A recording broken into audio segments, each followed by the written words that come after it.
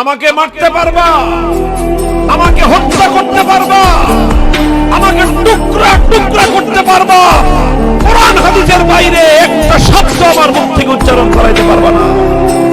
এই যুগেও হক্কানি উলামায়ে কেরাম আল্লাহর দ্বীনের মর্যাদা রক্ষা করার জন্য, কোরআন সুন্নাহর মর্যাদা রক্ষা করার জন্য বাতিলের রক্তচক্ষুকে উপেক্ষা করতে হয়েছে। বাতিল ক্ষিপ্ত হয়েছে, বাতিল ক্ষিপ্ত হয়ে শাইখুল হাদিস আল্লামা আজিজুল হককে কারাগারের অন্ধকার প্রকোষ্ঠে নিক্ষেপ করেছেন। তিনি কারাগারে নিক্ষিপ্ত হয়েছেন, বাতিলের সামনে মাথা নত করেন নাই।